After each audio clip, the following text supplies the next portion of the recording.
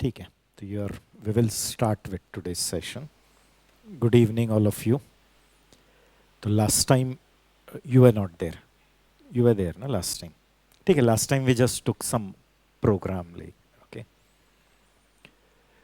So we discussed about in the last session features of object-oriented programming, and two main features we took, that is class and object. So what is a class? What is object? Then we discussed about encapsulation. Then based on encapsulation, there is concept called abstraction. Getting? थोड़े और भी features है, और भी features like polymorphism, inheritance. तो that we will discuss in the appropriate topic. Appropriate chapter जब आएगा तब discuss करेंगे. अभी main दो चीजें थे, that is class and object, वो clear हो गया. Now we have to start with Java. तो first we'll take history of Java. ठीक है? तो quickly I'll try to tell you history of Java. Okay, but before starting with history of Java, you should know about one organization. I hope online student you are able to hear me, na? Yes, guys. One online student has joined. So you are able to hear me?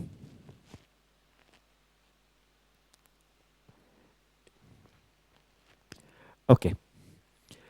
So we have to discuss about one organization, and the name of that organization is Sun Microsystem. तो वो एक ही company है जिसको बाद में Oracle corp ने take over किया. पहले वो कंपनी का नाम था Sun microsystem. Afterwards that company is been taken over by Oracle corporation. तो इसलिए अभी वो Oracle Sun microsystem, that way it is known as. तो ये एक ही ऐसी एक कंपनी है जिन्होंने उनका हार्डवेयर भी बनाया है. Means they have come with their own CPU, they have come with their own OS also, and they have come with their own language also. Generally companies क्या होते हैं कि एक तो ऐसी कंपनी होती है जो सिर्फ OS ही बनाती है, they just make operating system. कुछ ऐसी कंपनीज होती है जो हार्डवेयर में है, लाइक इंटेल है, इंटेल या फिर AMD है, वो सिर्फ उनके प्रोसेसर्स बनाता है, वो हार्डवेयर में ही डील करता है.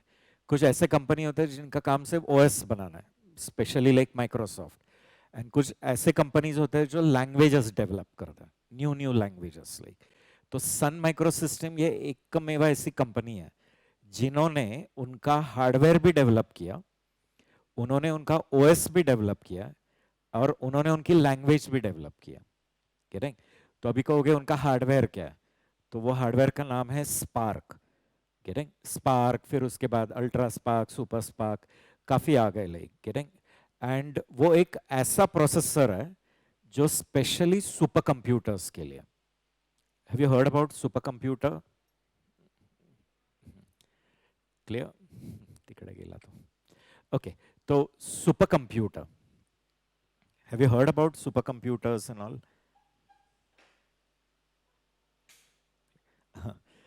तिकडे नहीं, टाइमिंग 7:30 कर दिया है. ग्रुप में डाला नहीं है क्या, स्वैप किया हुआ? ओके, तो what I was saying, super computers सुना रहेगा ना? No, never heard about super computers? No. You should be proud that in Pune, मैंने इंडिया एंड इंडिया में पुणे में, पुणे यूनिवर्सिटी में सिडैक में सुपर कंप्यूटर बनते थे. गेटिंग? मीन्स उसके पहले हम लोग सुपर कंप्यूटर्स एक्सपोर्ट में इंपोर्ट करते थे from US and all. But फिर एक टाइम आया कि यूएस हमें वो सुपर कंप्यूटर्स दे रहा नहीं था, दे वर नॉट रेडी. तो फिर हमारे इंडिया के पुणे के सिडैक के अंदर के जो साइंटिस्ट हैं, उन्होंने डिसाइड किया कि हम लोग हमारा ही सुपर कंप्यूटर लेकर आते हैं. And that is a reason why Pune is always called as Oxford of east. And हमेशा बोलते हैं ना कि पुणे के लोग हमेशा खुद को बहुत ज्यादा क्लेवर समझते हैं. तो इट इज फैक्ट. गेटिंग? वो ट्रुथ है, इसलिए लाइक. क्लियर? तो पुणे यूनिवर्सिटी के अंदर जो सिडैक सेंटर है, वो सिडैक सेंटर के अंदर साइंटिस्ट ने अपने खुद के क्या बनाया, सुपर कंप्यूटर. वो सुपर कंप्यूटर का नाम था परम. Have you heard about Param 9000, Param 10,000? Didn't heard? वो जो बनाने की जो टीम थी, वो परम कंप्यूटर का जो बनाने वाले की जो टीम थी, वो टीम के जो हेड थे वो doctor Vijay Bhatkar. He got Padma Shri also from Indian government, like getting for his noble work. तो उन लोगों ने फिर अपना खुद का सुपर कंप्यूटर बनाया एंड फिर हम लोग अभी लोग बाहर देते हैं. Now India exports, India gives it to others the supercomputers. Like supercomputer means ऐसा कंप्यूटर जिसमें एक सीपीयू नहीं है. नॉर्मली अपने लैपटॉप्स जो होता है ना, उसमें एक या दो सीपीयू रहेगा या चार ज्यादा में क्वाड रहता है या डुअल रहता है. डुअल मीन्स टू सीपीयूज या फोर सीपीयू. गेटिंग? इसमें हंड्रेड्स ऑफ सीपीयू रहेगा और उसका सीपीयू भी एक बिग कबर्ड साइज रहता है. If you go to Pune in city ना, you will come to know, वहां वो पूरा परम आपको देखने के लिए मिलता है. Like getting? तो हंड्रेड्स ऑफ क्या है उसमें, सीपीयूज है.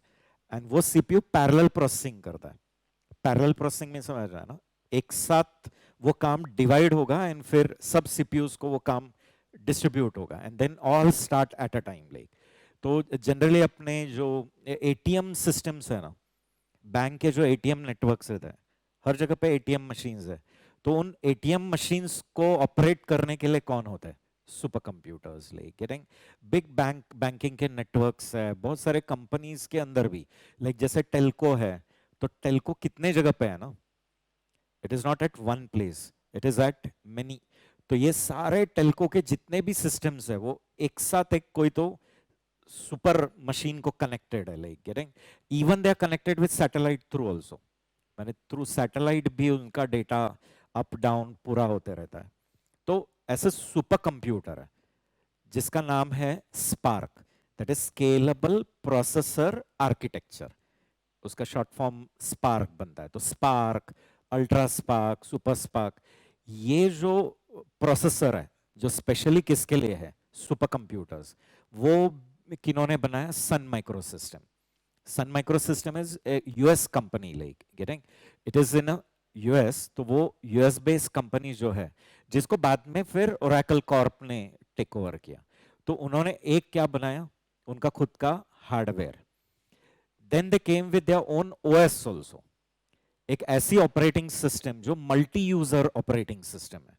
गेटिंग? एंड जो पूरी डेवलप है सी में, इसलिए सी लैंग्वेज क्यों इतनी पावरफुल है समझना चाहिए. वो ओएस का नाम है open Solaris. If you have heard about Solaris, open Solaris. तो ओपन सोलारिस ये एक ऐसी ऑपरेटिंग सिस्टम है जो यूनिक्स के ऊपर डिराइव्ड है. यूनिक्स ऑपरेटिंग सिस्टम जो लॉन्ग बैक 1973 वगैरह में सी के ऊपर, मैंने सी लैंग्वेज यूज के बनी हुई थी, जो पहली मल्टी यूजर ऑपरेटिंग सिस्टम थी, उसी के ऊपर बेस्ड ये सन सोलारिस है. It's a open source operating system. If you want you can go to their website, आप उसको डाउनलोड करके अपने मशीन पे डाल सकते हो वर्चुअल बॉक्स में वगैरह. गेटिंग? तो वो एक मल्टी यूजर ऑपरेटिंग सिस्टम जिसका नाम है सन सोलारिस, वो भी किन्होंने बनाया? सन माइक्रो सिस्टम में. एंड तीसरा इंपॉर्टेंट चीज जो इन्होंने बनाया, that is a language whose name is Java. Getting? And वो एक कह सकते हैं कि true object oriented programming language है जिसमें ओओपी के कंसेप्ट्स फॉलो होते हैं. And it is a platform independent language. Platform independency की वजह से क्या होता है कि वन टाइम आप कंपाइल करो एंड रन कहीं भी कर सकते हैं. मींस एक मशीन पे कंपाइल किया हुआ रहेगा, भले वो मशीन का ओएस हार्डवेयर कुछ भी रहने दो, तो भी वो वन कोड जो कंपाइल किया है वो जाके मैं किसी भी मशीन पे क्या कर सकता हूं? एग्जीक्यूट. एंड जिस पे एग्जीक्यूट कर रहा है वो कोई भी हो सकता है. मींस उसका हार्डवेयर एनीथिंग, उसका ओएस एनीथिंग, डजंट मैटर. मैंने compile once and run anywhere. That is platform independency. वो उस लैंग्वेज का खासियत है. बट वो कैसे पॉसिबल है, वो अभी एक एक करके जब हम सम फीचर्स देखने लगेंगे तो और क्लियर होगा. अभी सिर्फ क्या याद रखना है, दैट इज एक ऐसी कंपनी है जिसका नाम है सन माइक्रो सिस्टम. एंड वो सन माइक्रो सिस्टम इतनी पावरफुल ऑर्गेनाइजेशन है कि they came with their own hardware, they came with their own OS, and they also came with their own language. Like getting? And फिर अभी हम लोग dive करेंगे into language Java, and फिर वो जावा कैसे एग्जिस्टेंस में आया, लाइक गेटिंग। तो सन माइक्रो सिस्टम जस्ट बताना था, it is in Santa Clara California, USA.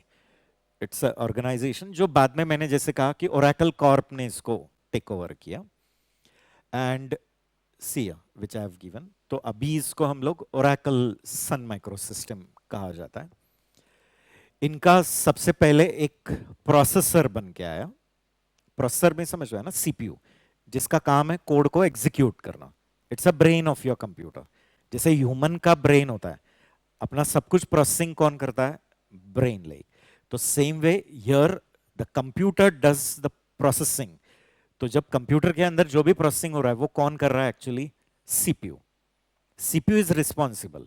CPU के अंदर ही, CPU means central processing unit, उसके अंदर ही एएलयू होता है, arithmetic and logical unit, getting. CU होता है, कंट्रोल यूनिट, गेटिंग। तो ये एक अल्ट्रा स्पार्क एक एग्जाम्पल के तौर पे दिया है, बट ये ऐसा प्रोसेसर है जो स्पेशली बनाया गया किसके लिए? सुपर कंप्यूटर्स के लिए। सुपर कंप्यूटर्स में समझ में आया ना कि ऐसा मशीन जिसमें हंड्रेड्स ऑफ क्या है? सीपीयू, एंड जो पैरेलल प्रोसेसिंग पे काम करता है। मींस उसको 300-400 वर्क स्टेशंस कनेक्टेड है, and it is able to control all of them. Work divide होता है, मास्टर स्लेव कंसेप्ट है कि उनमें कोई तो एक मास्टर है, सारे स्लेव है। फिर काम जब आएगा तो मास्टर वो काम को डिवाइड करेगा एंड सबको दे देगा, फिर सब जन पैरेलली वो काम पे चालू हो गए, लाइक गेटिंग दैट वे। तो देखो, scalable processor architecture, you can call it as SPARC. SPARC short form है वो, स्केलेबल प्रोसेसर। अभी कहोगे उसको नाम क्यों ऐसे दिया है स्केलेबल? तो इनका कहना है कि वो जिस सिस्टम में वो कनेक्ट होता है वहां आप लोग नंबर ऑफ सीपीयूज कस्टमाइज कर सकते हैं। You can adjust that mesh, means यहाँ ये नहीं आया क्या? ठीक, I just check. Okay, I come to it, I tell you. जैसे अभी ये एक सीपीयू है, दूसरा सीपीयू है। इन सीपीयूज का नाम मेश होता है। मेश समझ रहे ना, जाली। मेश समझता है ना, जाली होता है वैसे, क्लियर? तो ऐसे हंड्रेड्स ऑफ सीपीयूज है और उनका मेश है। ये मेश हम कस्टमाइज कर सकते हैं, म्हणजे आपण ह्याच्यात इसमें ज्यादा और बढ़ा सकते हो, कम कर सकते हो। You can increase the number of CPU, you can decrease the number. तो वो स्केलेबल होता है। स्केलेबल मीन समझ रहे हैं ना, कम ज्यादा कर सकते हैं, गेटिंग।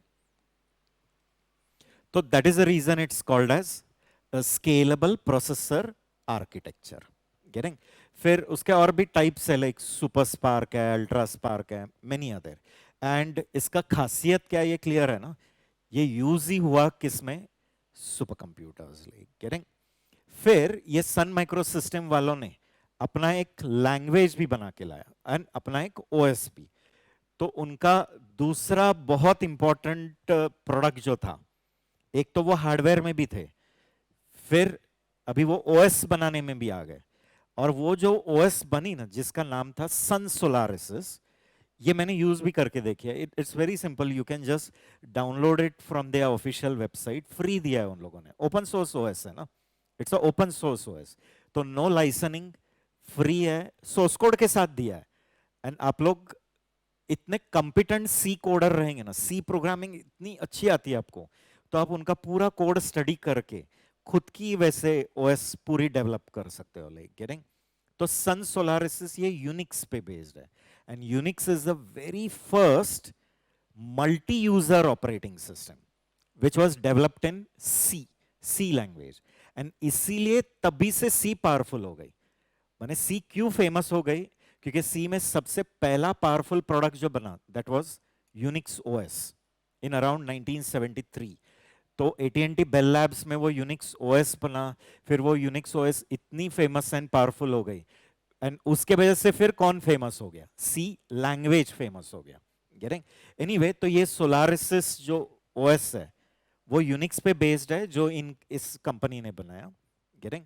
तो देखो, ये एक मल्टी यूजर ऑपरेटिंग सिस्टम है, ये ओपन सोर्स है। ओपन सोर्स है मीन समझ रहा है, सोर्स कोड के साथ दे दिया है उन्होंने।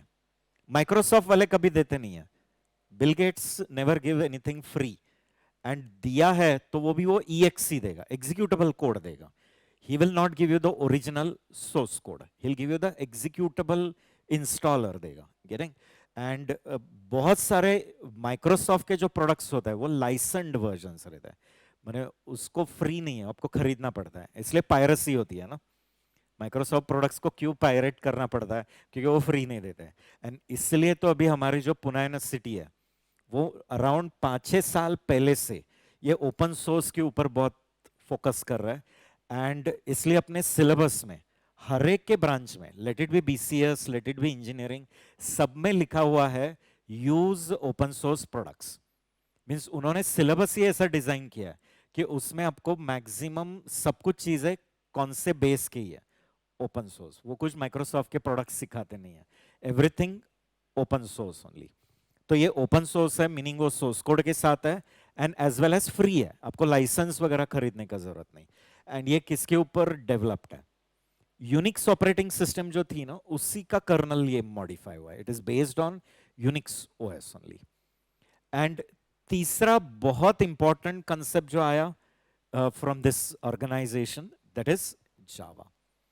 एंड ये तीन पावरफुल चीजें बनने के बाद this company became lot famous. Sun Microsystem became famous because of these three important things. Like, so they came with one language called जावा. फिर वो जावा को जावा ही नाम क्यों दिया है, फिर ये कप सॉसर का साइन ही क्या है, everything I give you, I tell you. But बहुत बार हम लोग इंटरेस्टेड नहीं रहता है इतनी सब हिस्ट्री, क्यों, क्या जरूरत है, like getting. But anyway I have habit of knowing everything. मुझे वो आदत है, एंड फिर मैं हर बार उसके बारे में फिर ढूंढने जाता हूँ, फिर इसका नाम ऐसे ही क्यों दिया रहेगा, फिर उसका पीछे ढूंढने का अगेन. क्लियर? तो it is a object oriented language. Object oriented programming language means इसमें सब कुछ किसके ऊपर बेस्ड है, क्लासेस एंड ऑब्जेक्ट. इसमें सब कुछ डेटा किसके अंदर एनकैप्सुलेट करना है, क्लास. फंक्शंस भी किसके अंदर डाल देना है, क्लास. फिर फंक्शन के अंदर ही वो डेटा क्या होगा, प्रोसेस होगा. गेटिंग? फ्रीली फ्लो नहीं होता है, डेटा सिक्योरिटी है. तो वो सब फीचर्स है, इसलिए ऑब्जेक्ट ओरिएंटेड. मल्टीपर्पज है, मीन्स ये लैंग्वेज स्पेसिफिक डोमेन के लिए नहीं बनी है कि सिर्फ वेब डेवलपमेंट के लिए ही चलेगा, ऐसा नहीं है. It is for controlling hardware also, it is for web development also, graphics applications के लिए भी बना हुआ है, डेटाबेस एप्लीकेशंस के लिए बना है, मीन्स गेम डेवलपमेंट के लिए बना है, फोन एप्लीकेशंस के लिए बना है. मैंने नियरली हर टाइप के एप्लीकेशंस किस में डेवलप कर सकते हैं, इसलिए मल्टी पर्पज है. और इसका सबसे पावरफुल चीज क्या है जावा का, जावा का एक बहुत अच्छा खासियत है कि Java is platform independent. Platform independency का बेनिफिट क्या है कि अगर मैंने मेरे मशीन पे वो कोड कंपाइल किया और उसका जो बाइट कोड बन के आएगा, तो वो बाइट कोड मैं दुनिया के कौन से भी मशीन पे क्या कर सकता हूं, एग्जीक्यूट. माने compile once and run anywhere. Getting?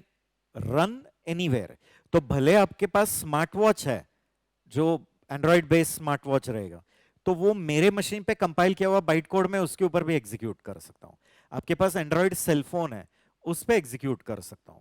आपके पास मैक मशीन है, मैक का लैपटॉप है, तो मेरे पास विंडोज का है, तो विंडोज पे कंपाइल किया हुआ बाइट कोड मैं वो मैक वाले मशीन पे क्या कर सकता हूं, एग्जीक्यूट. मुझे रिकंपाइल नहीं करना है. I don't have to recompile it. Compile once and the same bytecode I can execute in any machine of the globe. वो सबसे खासियत है, that is platform independence. तो अभी वो फीचर्स और डिटेल में देखते हैं, but I hope you are known with now this company. अभी भूलोगे नहीं. अभी इसके बाद मैंने इतनी बार किस कंपनी के बारे में हैमर कर दिया, सन माइक्रो सिस्टम, जो recently few years back was taken over by Oracle. तो फिर ओरेकल कॉर्प ने लिया, तो फिर ओरेकल सन माइक्रो सिस्टम कैलिफोर्निया में है, सांता काला लेक. गेटिंग? अभी आता है हिस्ट्री को, जावा की हिस्ट्री. क्विकली, जल्दी से जल्दी कोशिश करता हूं क्योंकि हिस्ट्री सुनने में बोर होता है, but anyways I can not skip that. Okay, तो online student, I guess one student is there. तो if you are able to hear me carefully तो सिर्फ बताओ. and if you are unable, then also you tell me. तो आते हैं history पे. Around 1990, okay, means after 2 decades of C, means C आ गया 1972, officially 73 सी language. फिर 83 में 83 के आसपास सी प्लस प्लस आ गया. एंड फिर 90s के शुरुआत में जावा, जो भी ऑफिशियली 94 95 आ गया था. मैंने काम शुरू हुआ 90 में, बट रियल जावा मार्केट में जो आ गया वो ऑफिशियली 95 में आ गया. गेटिंग? बट 10 साल के बाद देखो, मैं पहले 72 में सी हो गया, फिर 10 साल के बाद सी प्लस प्लस आ गया, और उसके 10 साल के बाद जावा आ गया. Like getting? ओके, तो अराउंड 1990 एट सन माइक्रोसिस्टम, क्योंकि वहीं वो इन्वेंट हुई है ना, वो लैंग्वेज वहां इन्वेंट हुआ है. तो at Sun microsystem one team of programmer, उनके सन माइक्रोसिस्टम कंपनी में एक टीम ऑफ प्रोग्रामर जिनका एक मेन हेड था James Gosling. Getting? James Gosling. And फिर और भी बहुत सारे लोग थे उनके टीम में, एक पर्सन नहीं था. James Gosling, then Patrick Norton, Jonathan, then Bill Joy. Bill Joy तो यूनिक्स बनाने में भी था, मैंने यूनिक्स बनाने के टीम में भी एक मेंबर था. Getting? AT&T Bell Lab. Then later he joined with Sun Microsystem. Getting? So these team of people in around 1990 at Sun Microsystem were given one task. उनको एक टास्क दिया गया था. एंड टास्क था कि आपको एक ऐसा सॉफ्टवेयर डेवलप करना है जो हार्डवेयर, इलेक्ट्रॉनिक डिवाइसेस जो हमारे जो कंज्यूमेबल घर के जो होम अप्लायंसेस वगैरह रहते हैं, like touch base microwave oven है, या वॉशिंग मशीन है, या होम सिक्योरिटी सिस्टम्स है. गेटिंग? तो ऐसे जो होम अप्लायंसेस है उनको कंट्रोल करने के लिए क्या लिखने का है? सॉफ्टवेयर. और वो सॉफ्टवेयर कैसे कंट्रोल करोगे? थ्रू फोन और थ्रू रिमोट, या फिर टच पैनल्स. मींस ऐसा वो डिवाइस को ही ऐसा एक टच पैनल बनाना है जिससे वो डिवाइस क्या होगा? कंट्रोल होगा. गेटिंग? तो this team was given one task of writing a software to control electronic devices. Getting? फिर वो जो टीम था, उनको जो काम दिया था, उन्होंने उनके प्रोजेक्ट का नाम दे दिया ग्रीन प्रोजेक्ट. अभी कहोगे वो प्रोजेक्ट को नाम ग्रीन ही क्यों दिया, तो उसकी भी अगेन हिस्ट्री है, तो I skip that because anyway यही हिस्ट्री सुनने के लिए बोर हो रहा है. तो आप लोग ढूंढ सकते हैं कि क्यों उन्होंने उसको नाम ही ग्रीन प्रोजेक्ट दिया. But they gave their project name as green project, और उनके टीम को नाम दे दिया उन्होंने green team. The name given was green team and the project name was green project. And they started with their mission. उनके मराठी मध्ये म्हणतो आपण मोहिमेवर. तो they started with their mission of developing the software to control electronic devices. ऐसे electronic devices को control करने के लिए सॉफ्टवेयर लिखेंगे. तो उन्होंने उस समय सोचा कि C++ यूज करते हैं, क्योंकि C++ बहुत फेमस है उस समय का. 10 साल हो चुका था ना C++ को. C को 10 साल और उसके बाद C++. तो 1990 तक ऑलरेडी 10 साल हो चुके थे. लोग क्या यूज कर रहे थे? C++. तो C++ का जो बेनिफिट्स था कि C++ is object oriented. Getting? फिर उसके पास हार्डवेयर एक्सेस है. तो इन्होंने क्या सोचा कि why not to use C++ to develop softwares to control electronic device, क्योंकि C++ के पास हार्डवेयर एक्सेस भी होता है. उनके पास पॉइंटर टेक्निक है, बिटवाइज ऑपरेटर है, तो जिसके थ्रू हम क्या कर सकते हैं? Hardware control and all. So this team thought of using, clear? Huh? Yes? Okay. So this team thought of using which language? C++. But soon उनको पता चला कि C++ में भी क्या है? कुछ ड्रॉबैक्स है. तो वो C++ के क्या ड्रॉबैक्स है वो भी लिस्ट आउट करेंगे. बट उसके पहले मैं जस्ट अब तक जितना भी हमने बताया वो हम क्विकली स्लाइड से गो थ्रू करेंगे। तो जैसे कहा 1990 at Sun micro system. Okay, मैंने कोशिश किया है कि सब कुछ डायग्रामेटिकली एक्सप्लेन करें तो वो याद रहता है। Sun micro system, he is James Gosling. Okay, तो जेम्स गॉसलिंग का लेटेस्ट पिक्चर है ये। ओके, तो he is the programmer at Sun micro system. Sun micro system के ये फेमस प्रोग्रामर, गेटिंग। तो not only this one person, उनकी पूरी टीम थी, तो उनको एक टास्क दिया गया। तो एज आई सेड ना, in around 1990 at Sun micro system, James Gosling and his team were given one task to write a software to control electronic devices. Getting. तो ऐसे जो भी इलेक्ट्रॉनिक डिवाइसेस रहेंगे उनको कंट्रोल करने के लिए क्या लिखने का? सॉफ्टवेयर। गेटिंग। जनरली ये जो सॉफ्टवेयर्स होता है ना, वो ऐसे अपने जनरल पर्पस मशीन्स नहीं रहता है। इन सॉफ्टवेयर्स को लिखने के बाद ना किसी चिप पे बर्न करना पड़ता है, उसको हम ईपी रॉम्स वगैरह कहते हैं। एंड वो चिप पे एक बार बर्न किया तो फिर वो चिप किस में इंस्टॉल होती है? वो डिवाइस में। एंड फिर वही चिप पे लिखा हुआ जो प्रोग्राम है वो उस डिवाइस को क्या करते रहता है? कंट्रोल। जैसे अपने घर के वॉशिंग मशीन्स है, जो अभी स्मार्ट वॉशिंग मशीन्स है, या फिर माइक्रोवेव अवन्स रहेंगे, सिक्योरिटी सिस्टम्स है घर के, सिक्योर बिग बंगलोज वगैरह में आजकल पूरा सिक्योरिटी सिस्टम रहता है। तो उनको कंट्रोल करने के लिए क्या लिखने का? सॉफ्टवेयर। गेटिंग। तो देखो, they were told to write software. फिर कंट्रोल यूजिंग रिमोट और टच पैनल। एक तो टच पैनल बेस रहेगा या रिमोट रहेगा। अभी आज आज के दिन में हम लोग फोन से भी कंट्रोल करते हैं। आईओटी कंसेप्ट सुना रहेगा, IoT, internet of things, like getting. तो ऐसे अलग अलग कंज्यूमेबल डिवाइसेस है, लाइक एसी है या फ्रिज है। ओके, उन्होंने उनके प्रोजेक्ट के नाम दिया था green project. They gave name to their project as green project. वो नाम ग्रीन ही क्यों, उसके पीछे भी हिस्ट्री अगेन, तो that I am skipping here. And their team name was green team. Getting. Team को भी उन्होंने नाम दिया as green team. And that time they thought of using which language? उन्होंने सोचा कि चलो ये इलेक्ट्रॉनिक डिवाइस को कंट्रोल करने के लिए कौन सी लैंग्वेज यूज करता है। तो initial language to develop software, which language? C plus, क्योंकि उस समय सी प्लस प्लस बहुत फेमस था। अराउंड 90 तक लोगों ने, 83 से 90 तक किसको यूज कर चुके हैं? तो प्रोग्रामर्स को ऑलरेडी किससे कंफर्टेबल हो चुके हैं? C plus plus. एक तो कंफर्ट हो चुका है। सी प्लस प्लस के बेनिफिट्स है कि वो ओपी लैंग्वेज है, object oriented. C plus plus में हार्डवेयर इंटरफेसिंग पॉसिबल है, मिडिल लेवल है, तो उसके पास हार्डवेयर एक्सेस का फैसिलिटी भी है। तो उन्होंने सोचा कि उसको यूज करते हैं, किसको? C plus plus. ठीक है, तो because of object oriented programming nature, but soon they found out that in C plus plus there are some drawbacks. तो क्या ड्रॉबैक्स है वो भी हम लिस्ट आउट करेंगे। गेटिंग।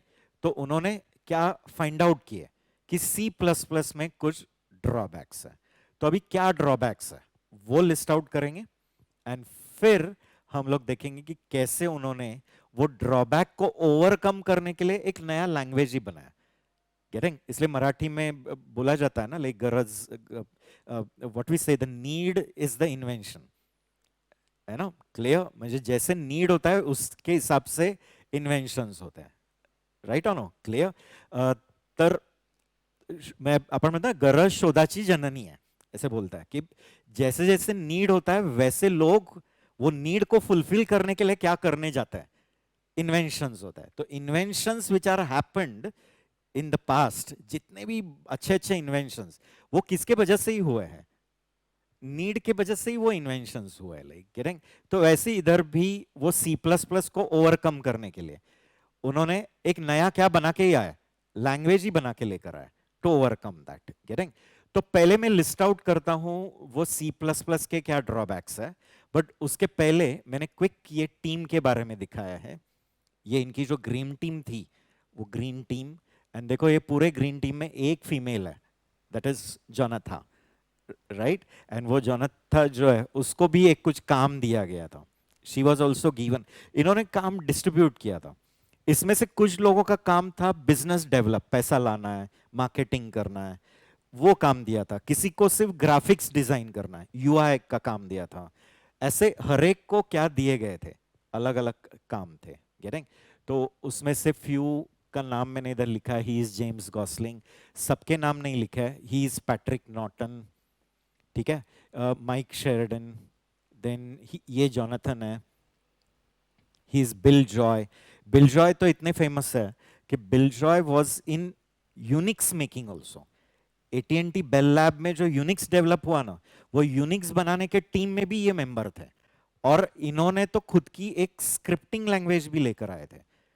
गेटिंग? शेल स्क्रिप्टिंग उसको कहते हैं, लाइक सी शेल स्क्रिप्टिंग, जो बिल जॉय ने बनाई थी। तो it is again history of their also. मैं उनकी भी अपनी अपनी हिस्ट्री है कि उन्होंने भी अपने अपने अलग अलग काम किए हैं। ऐसे फालतू लोग नहीं है, like getting? They have done lot of work in their life, like getting? तो इसलिए हम लोग इनका क्या ढूंढने में नहीं जाएंगे, mistakes and all. Clear? Okay. हाँ, माय प्रोफेसर वाज देयर। हमें जिन्होंने यूनिक्स इंटरनल सिखाया था ना, उन्होंने यूनिक्स बनाने में और भी बहुत सारे लोग थे। उसमें से एक और एक पर्सन था, बाक करके। गेटिंग? उन्होंने वो यूनिक्स बनाने के टीम में थे, बाक, उनका नाम बाक था, मॉरिस बाक। गेटिंग? तो वो मॉरिस बाक ने ना बाद में एक वो पूरी यूनिक्स डिजाइन का एक बुक भी लाया। तो वो बुक के अंदर के जो मिस्टेक्स है ना, वो हमारे प्रोफेसर ने ढूंढे थे। And then later that person gave a name in the preface. वो प्रीफेस आता है ना, उसमें उनका नाम डाला था कि आई एम थैंकफुल कि इन्होंने ये करेक्शंस ढूंढ के निकाले। तो ऐसे मेरे प्रोफेसर्स थे, लाइक गेटिंग? कि they were not only teaching just एक बुक है वो पढ़ लिया एंड जस्ट वॉमिट किया, not like that. they had done their subject study also at that level, like getting? Anyway, तो ये सारे लोग क्या है, अलग अलग टीम मेंबर्स हैं। इसमें से हर एक को अलग अलग काम दिया था। कुछ लोगों को वो कोर सॉफ्टवेयर ही लिखना था, that is James Gosling. Then कुछ लोगों को बिजनेस डेवलपमेंट का काम था, फंडिंग एंड ऑल। कुछ लोगों को यूआई बनाने का काम दिया था। तो ऐसे अलग अलग काम। देखो, जैसे language selection for the project, ये जो ग्रीन प्रोजेक्ट है वो किस में बनाने का, कौन से लैंग्वेज में हम डेवलप करेंगे, वो काम मेन किसको दिया था? James Gosling. माइक शेरिडन, उनको बिजनेस डेवलपमेंट का काम था। गेटिंग? ऐसे अलग अलग काम थे। पैट्रिक नॉर्टन, ग्राफिक्स, यूआई बनाने का काम दिया था। तो ऐसे हर एक को कुछ ना कुछ तो काम डिस्ट्रीब्यूट किया गया था। एनीवे, अभी हम क्विकली देखते हैं कि क्या सी प्लस प्लस के ड्रॉबैक्स है ना। Actually problem is he doesn't know C plus plus ना, लाइक आपने डायरेक्टली फर्स्ट ईयर एंड आपका कोर्स ही वैसे बना है ना कि C and then direct Java, doesn't matter. नहीं, सेकेंड ईयर को नहीं है। मैं, you don't have only C plus plus ना, नहीं से तुम आहे का? I don't think so. तुम्हाला डेटा स्ट्रक्चर्स है ना, data structures 1 and data structure 2 असं आहेत ना. तू बीएससी कम्प्युटर सायन्सला आहे ना. हां, मग तुमचा सिलेबस तसंच आहे ना. तो पुणे युनिव्हर्सिटीचा आहे ना, एसपीपीयूचाच आहे ना. मग मला वाटतं असं. हां, अच्छा, तुमचं ऑटोनॉमस आहे का? ओ, मग असेल, कारण एस पी पी यूवाल्यांना नाही आहे, त्यांना डायरेक्टली जावा आहे थर्ड इयर. आणि आत्ता त्यांना मग ते डेटा स्ट्रक्चर 1 2, मग सॉफ्टवेअर इंजिनिअरिंग आणि ते सगळं. ओके, एनीवेज, तो व्हाट आई वांट टू से इज कि ड्रॉबैक्स क्या क्या थे सी प्लस प्लस के, वो हम क्विकली देखते हैं। ठीक है? एकदम डिटेल में नहीं भी समझे तो भी ठीक है, याद रखो कि ये मेन मेन पॉइंट्स है।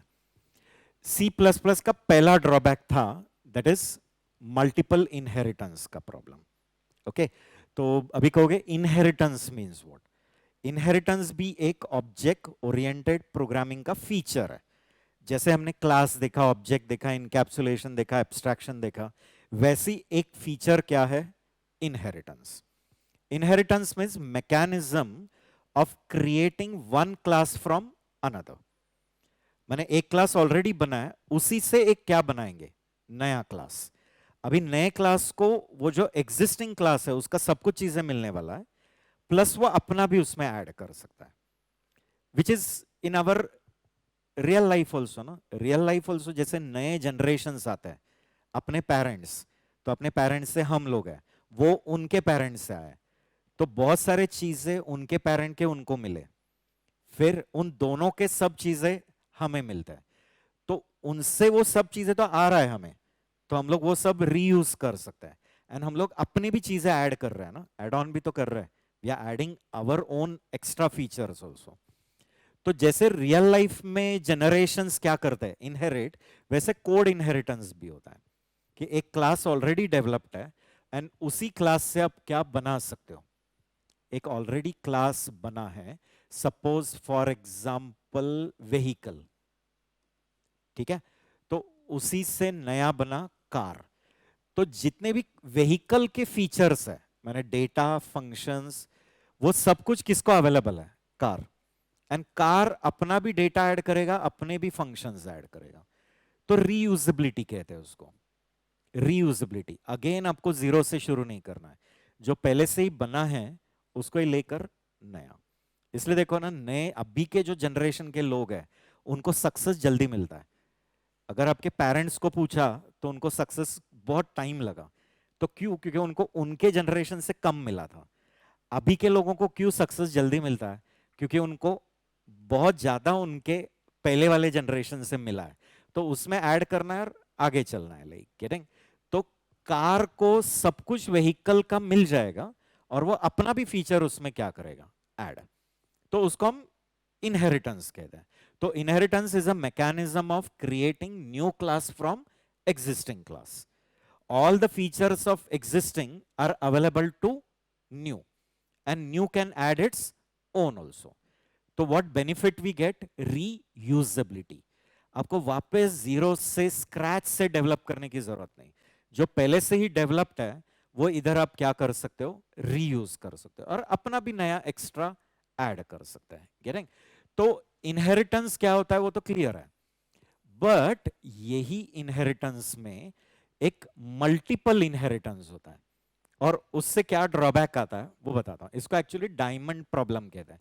इसलिए कॉमन इंटरव्यू में, इंटरव्यूज में तो कॉमनली पूछते हैं कि that is explain diamond problem, getting, और do you, are you aware about diamond problem in object oriented, like getting. तो ऐसा इनहेरिटेंस है, देखो एक पेरेंट क्लास है और वो पेरेंट क्लास से कुछ चाइल्ड क्लास बन गए, ठीक है, इसको हम हायरार्चिकल इनहेरिटेंस कहते हैं। हायरार्ची, हायरार्चिकल इनहेरिटेंस मींस जैसे अपना रियल लाइफ में कि हम लोग अपने कोई पेरेंट है एंड पेरेंट से हम बने, बट अपने सिबलिंग्स भी होते हैं ना, sibling means brother and sister. तो ये सिबलिंग्स है, इनके अपने अपने एक्स्ट्रा क्वालिटीज रहेंगे। जैसे अपने सिबलिंग्स में एक कोई इंटेलिजेंट होता है, तो एक कोई दिखने में अच्छा होता है, गेटिंग। में एक सिबलिंग अच्छा दिखता है बट दिमाग नहीं रहता है, एक के पास दिमाग रहता है बट दिखने में कम रहता है, वॉट एवर इट इज। तो इनके अपने अपने क्वालिटी, बट जो कॉमन क्वालिटी है वो उनके पेरेंट्स से जो है वो दोनों को मिल गए, बोथ। तो ये होता है हायरार्चिकल इनहेरिटेंस, राइट।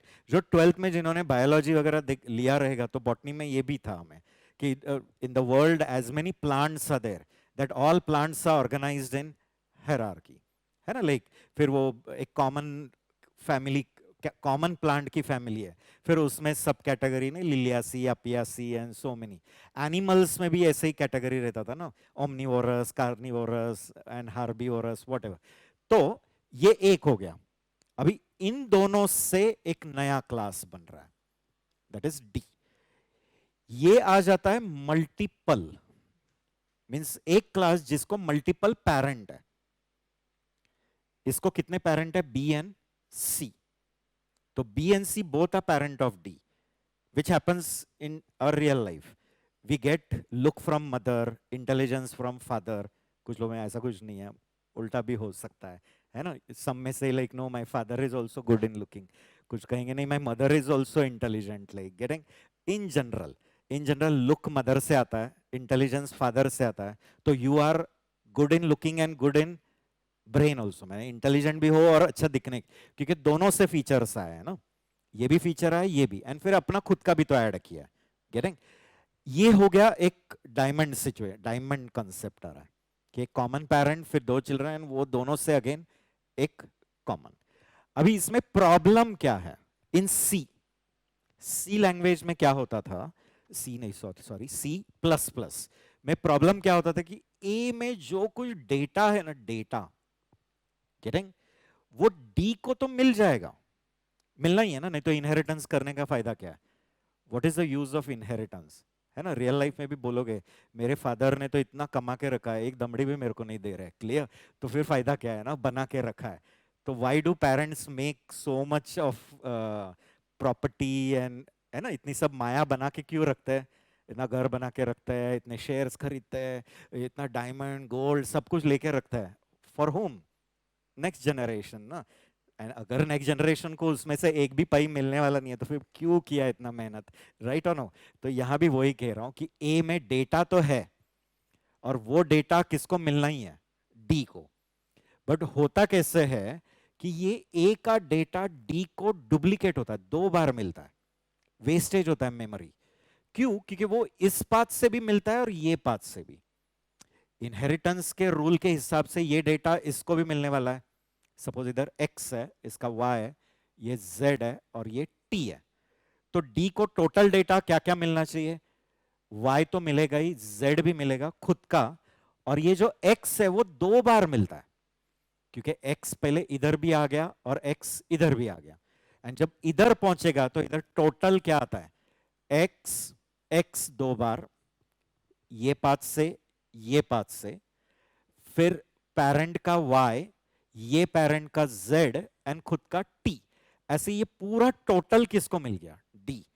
जिसमें से आप देख सकते हैं x कितनी बार डुप्लीकेट हुआ है। एंड फ्यूचर में अगर सिबलिंग्स बढ़ गए, ऐसे होता था, मींस ये चार पेरेंट से ये बना है, तो वो x उतनी बार क्या होगा? डुप्लीकेट। तो d यूज कर रहा है एक ही x, बट बाकी सब क्या हो रहा है? वेस्ट। You understanding? तो इसमें वेस्टेज ऑफ मेमोरी हो रहा है। तो सी प्लस प्लस ने इसको ओवरकम करने के लिए एक सोल्यूशन दिया, क्या? कि इसको एज अ वर्चुअल पेरेंट बनाओ। Virtual parent. अभी वर्चुअल पेरेंट मींस क्या होगा कि इन सबको लगेगा कि वो ए मेरा पेरेंट है। अगेन रियल लाइफ में भी बहन भाई होता है तो भाई को लगता है कि माँ मेरी ही है, बहन को नहीं मेरी है, एक्चुअली वो दोनों की होती है, बट उनको फील होता है कि नहीं वो एक्सक्लूसिवली मेरी ही है, लाइक गेटिंग।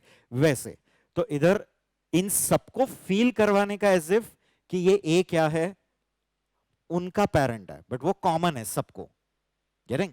तो वो वर्चुअल का कंसेप्ट लाया सी प्लस प्लस ने, बट वो वर्चुअल के वजह से ये डुप्लीकेसी चला गया, बट कंपाइलर को बर्डन और बढ़ गया कि कंपाइलर को फिर इंटरनली वी टेबल्स मेंटेन करने हैं, लॉट ऑफ थिंग्स। तो किसको एक्स्ट्रा वर्क है? Compiler to manage this type of situation. तो वो एक क्या था? ड्रॉबैक था, गेटिंग? तो मल्टीपल इनहेरिटेंस में एक्चुअली प्रॉब्लम क्या है? एम्बिग्यूटी का। एम्बिग्यूटी मीन समझ में? कंफ्यूजन। क्यों डी को कंफ्यूजन क्या होगा, समझ में आ रहा है? ये जो ए का एक्स है वो डी को, जितने पाथ है सब पाथ से आ गया ना, तो इधर पहुंचने के बाद डी को कंफ्यूजन होगा ना, कौन सा वाला एक्स यूज करूं? यहां से भी आया, यहां से भी आया, यहां से भी आ गया, विच वन? गेटिंग? तो to overcome that C plus plus gave the solution, but वो सोल्यूशन विद एक्स्ट्रा कॉस्ट। समझ रहा है? अपने डे टू डे इसमें भी देखो, हम वो प्रॉब्लम को सॉल्व करने जाता है, बट उसके लिए बहुत पैसा भी दिया रहता है टू ओवरकम दैट।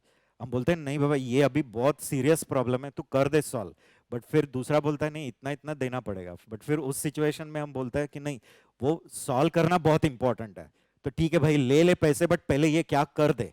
सॉल्व कर दे। तो सी प्लस प्लस ने प्रॉब्लम सॉल्व किया, but with a extra cost of maintaining that virtuals and all that thing। तो कंपाइलर बर्डन्स ज्यादा था, गेटिंग? तो वो एक ड्रॉबैक। फिर बाकी के ड्रॉबैक्स भी बताता हूं, ठीक है? I come to that drawbacks also quickly. देखो यहां ए क्लास है, ए से बी क्लास बना, सी क्लास, दोनों को ए का वैल्यू मिलने वाला है। इनहेरिटेंस है ना, फायदा क्या है फिर इनहेरिटेंस करके?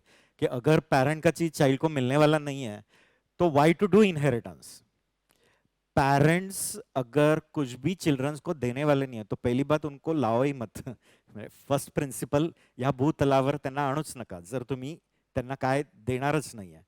अगर उनको कुछ देने ही नहीं वाले हैं तो उनको पैदा ही मत करो। Getting? This is a rude statement but I think it is true ना, राइट और नो? एंड फिर डी, ये इन दोनों से बना है। बट प्रॉब्लम क्या होता है इस केस में, ए का जो इंफॉर्मेशन है वो ऑब्वियसली डी को तो मिलना ही है, बट कितनी बार मिलता है? ये पाथ से भी मिलता है, ये पाथ। तो फिर यहां क्या आ गया? एम्बिगिटी आया, कंफ्यूजन एंड वेस्टेज भी है। गेटिंग? तो वो इसको हम डायमंड प्रॉब्लम कहते हैं। अभी वो पूरा डायमंड प्रॉब्लम एक्सप्लेन नहीं किया इतना ही, बट इंटरव्यूज में अगर पूछा तो वो एक्सप्लेन करने आना चाहिए। अभी दूसरा प्रॉब्लम है मेमोरी लीक्स का। अभी मेमोरी लीक्स स्पेशली कब आता है? डायनामिक मेमोरी मैनेजमेंट होता है ना, dynamic means run time. Run time when you allocate memory. Getting? Run time means जब आपका प्रोग्राम क्या हो रहा है? एग्जीक्यूट। तो during execution you are allocating the memory and when you don't need it you are giving it back, free कर रहा है। और उसमें चॉइस है कि कितनी मेमोरी एलोकेट करनी है, वो भी अपने ऊपर है। How much memory to allocate, getting, and when to allocate and when to deallocate. All three things are in whose control? Programmer. Programmer के विल पे कि कब उसको एलोकेट करना है, कब डीएलोकेट करना है एंड कब कितना एलोकेट करना है। How much to allocate, when to allocate and when to deallocate.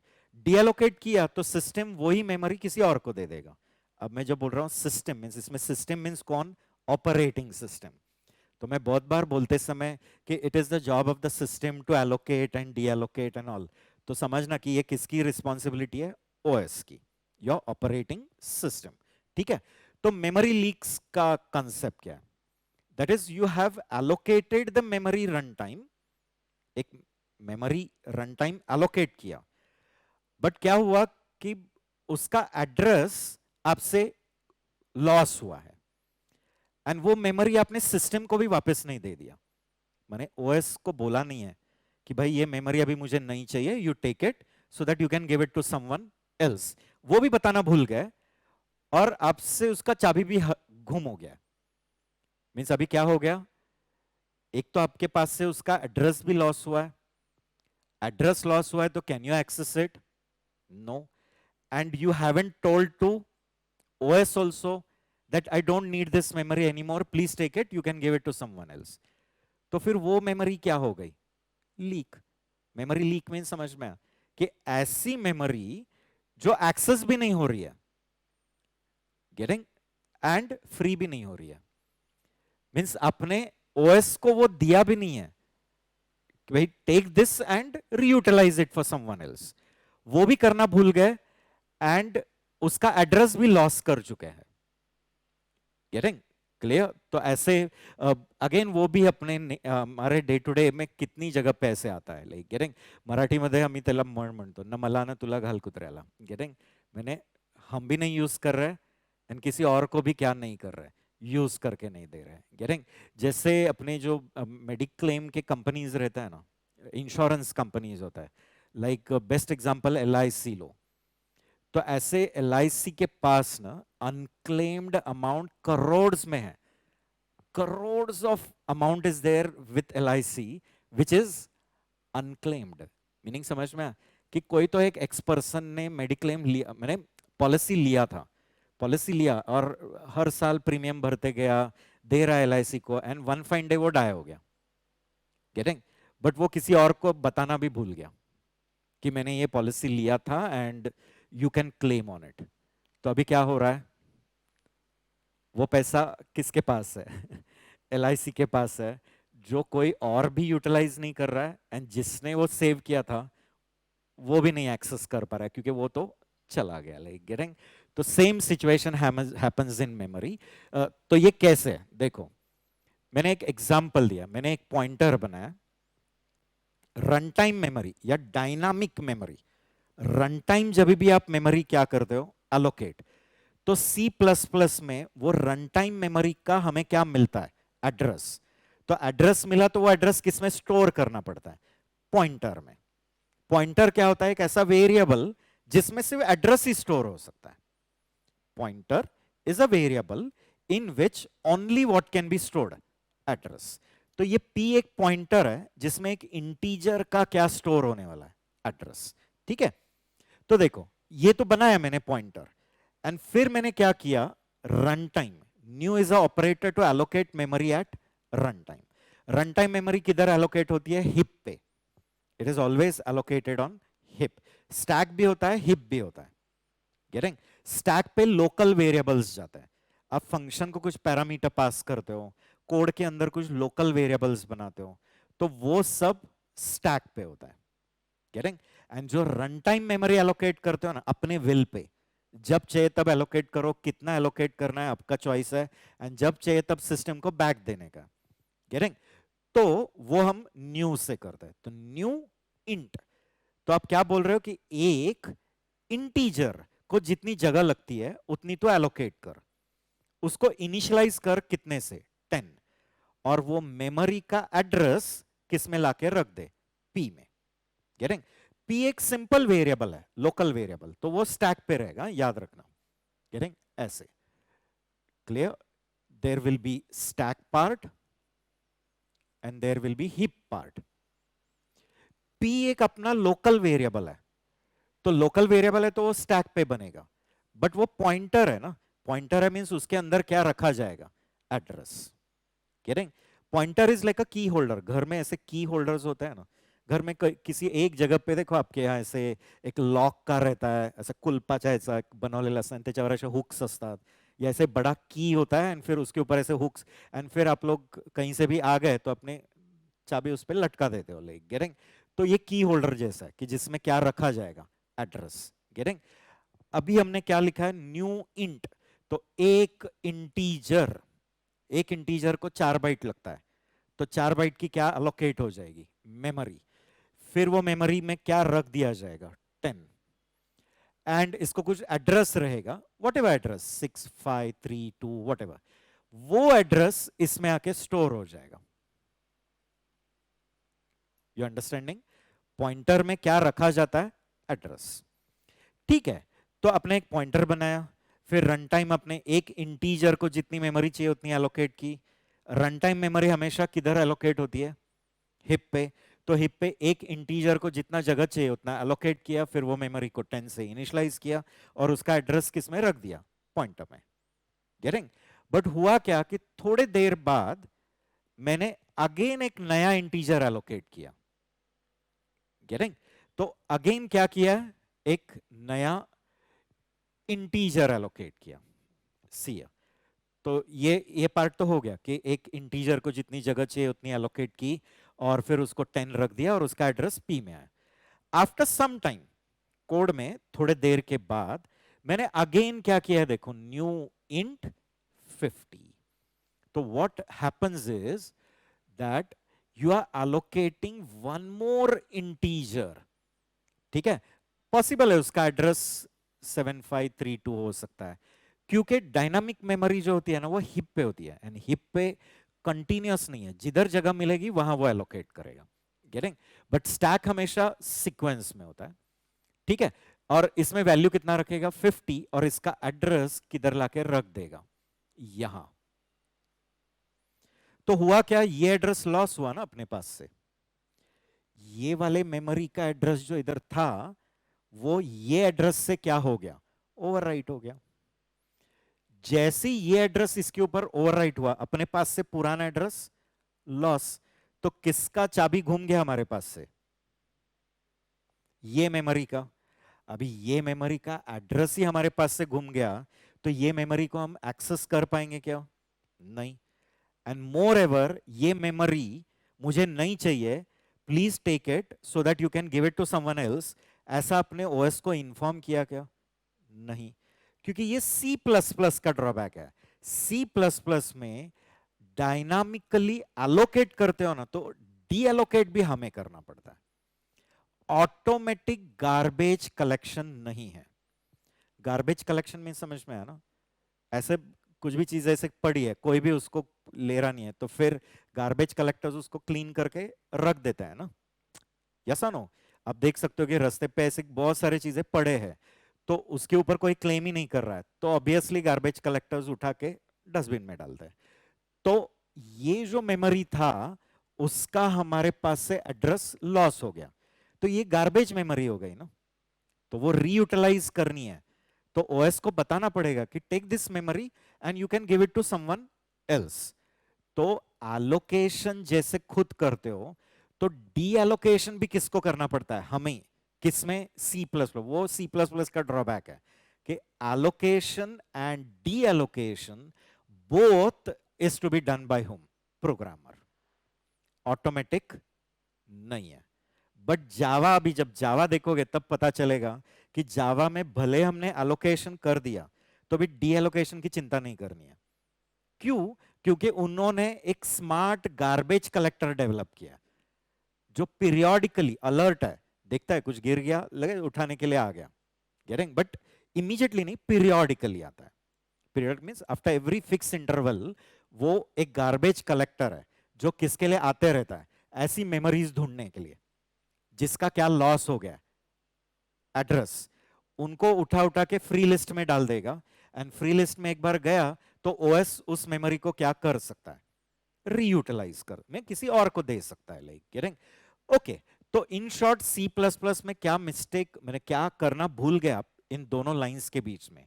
तो इसके जस्ट पहले अगर आपने क्या लिखा रहता था, डिलीट पी, एंड फिर नया मेमोरी एलोकेट किया रहता था, P equal to new int, ये पहला मेमोरी। अभी आप नया मेमोरी एलोकेट करने जा रहे हो, बट उसके पहले आपने बहुत स्मार्टली इंटेलिजेंटली क्या किया? Delete P. तो डिलीट पी मींस पी जिधर पॉइंट कर रहा है इसको आप मार्क कर रहे हैं एज फ्री। मीनिंग डिलीट कर रहे मीन्स ये कुछ इरेज नहीं होणे वाला है, काही होणार नाही आहे, फक्त ओएस ला इन्फॉर्म होणार है। ओएस को इन्फॉर्म हो जाएगा क्या कि भाई ये मेमोरी पे अभी मेरा क्या नहीं है, कंट्रोल। जैसे कहीं वेकेशन पे गए तो हम लोग होटल्स एंड ऑल बुक करते हैं, तो हो गया 2 दिन का स्टे, 3 दिन का स्टे हो गया, तो कीज हैंडओवर कर देता है ना, लेकर निकल नहीं पड़ता है ना वहां से। क्लियर? तो we give that keys back. तो why? So that that hotel reception people can give that key to some other guest ना। वही जो रूम्स रहेंगे वो रीयूटिलाइज हो रहा है ना, वो क्या नहीं है, एक किसी पर्टिकुलर का ओन्ड नहीं है ना कि ये रूम नंबर 303 ये मेरा ही है, वैसा नहीं है। हम 3 दिन के लिए, 4 दिन के लिए वो बुक किया है, पे किया है, बट अपना उतना दिन हो गया तो हम लोग को कीज दे देता है, सो दैट फिर उसी जगह पे किसी और का बुकिंग हुआ है तो उसको की हैंड ओवर होता है ना। एग्जैक्ट सेम टेक्निक है। तो ये मेमोरी फ्री है, ऐसा किसको नोटिफाई होगा? ओएस को। सो दैट ओएस अभी वो मेमोरी क्या कर पाएगा? किसी और को दे पाएगा। तो इधर वो फ्री करने का काम किसको करना पड़ता है? हमें करना है। बट जैसे जावा है तो in Java you don't have to bother. Java में एलोकेट करो, डी एलोकेट की चिंता मत करो। अब कहोगे फिर वहां कैसे होता है? तो मैंने कहा ना, वहां स्मार्ट क्या है? गार्बेज कलेक्टर है जो ऐसे मेमोरीज को पीरियोडिकली ढूंढता है। पीरियोडिकली मीन समझ में आया ना? एक फिक्स इंटरवल के बाद वो आएगा और देखेगा कि मैं पहले जब आया था और अभी आया, तो इसके बीच में, इतने 2 टाइम के बीच में ऐसी कुछ मेमोरी हुई है क्या कि जिसका एक्सेस लॉस हुआ है? हुआ रहेगा तो उसको उठा उठा के किस में डाल देता है? Free list. एंड एक बार फ्री लिस्ट में गया तो ओएस वही मेमोरी किसको दे सकता है? किसी और को। गेटिंग? तो जैसे फॉर एग्जांपल होटल्स में की हैंडओवर नहीं करना है, रिसेप्शन पे आके की हैंडओवर नहीं करना है, आप वहीं टंगा के चले जाओ, तो उनका कोई तो एक पर्सन आएगा जो एक फिक्स टाइम पे एक राउंड मारेगा पूरे होटल में, एंड देखेगा कौन से इसको की वैसे ही अटका के गए, समझ लेना कि ये क्या हो गया है, फ्री हो गया, तो उन सब कीज को लाके वापस रिसेप्शन पे रख देगा। वैसे टेक्निक है, गेटिंग? जो जावा ने इंप्लीमेंट किया है।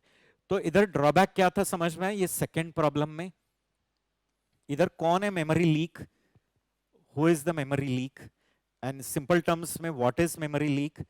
The memory which is neither accessible nor freed. Means ऐसी मेमोरी जो फ्री भी नहीं हुई है एंड एक्सेस भी नहीं कर रहा है। समझ रहा है मैं क्या कह रहा हूं? कि ऐसे मेरे अकाउंट में पड़ा है 1 लाख, बट वो सिर्फ पड़ा है, मैं एक्सेस भी नहीं कर पा रहा हूं। गेटिंग? एंड वो किसी और को भी दे नहीं पा रहा है। We are not able to give it to someone else also, and we are also not able to access it. Getting? तो वो ड्रॉबैक किसका है? C++ का. तो C++ में ये ड्रॉबैक क्यों आता है, समझ में आया ना? क्यों? C++ में ये प्रॉब्लम क्यों आता है? हाँ, कैन यू टेल मी? कौन बताएगा? अभी बताया C++. हाँ, why C++ is having that drawback? देखो, फिर हमने p इक्वल टू न्यू 50 कहा, इसका एड्रेस आ गया p में, एंड इसका जो एड्रेस इसके पास था वो लॉस हो गया, क्योंकि ये एड्रेस इसके ऊपर ओवरराइट हो गया ना.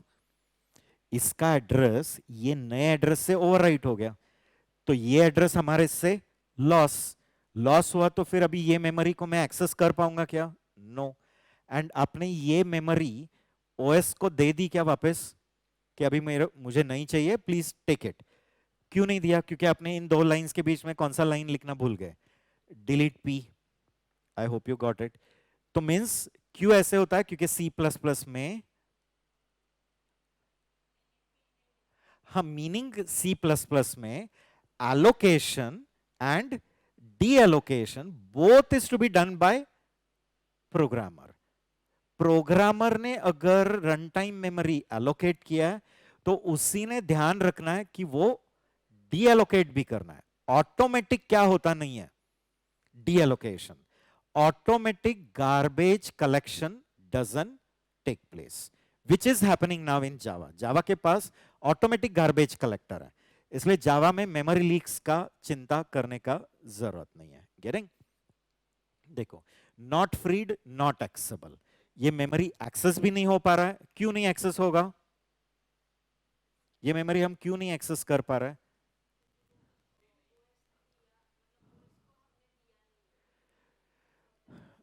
मीनिंग वो नॉट फ्रीड है, नॉट एक्सेसिबल. ओएस को हमने दिया नहीं है, मीनिंग वो फ्रीड नहीं है, माने नॉट फ्रीड. नॉट एक्सेसिबल,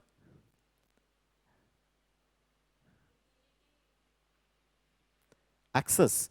ये मेमोरी को हम एक्सेस क्यों नहीं कर पा रहे? इसकी वैल्यू क्यों नहीं एक्सेस कर पा रहे हैं? उसमें कुछ स्टोर क्यों नहीं कर पा रहे हैं? हाँ,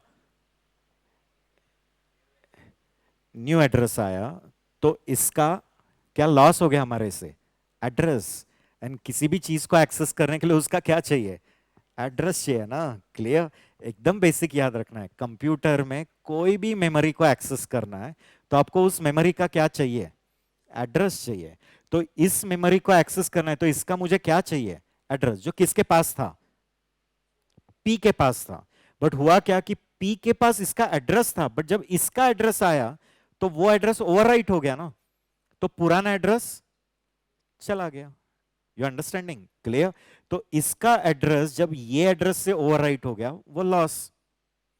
तो जैसे इसका एड्रेस लॉस हो गया, इट इज नॉट एक्सेसिबल.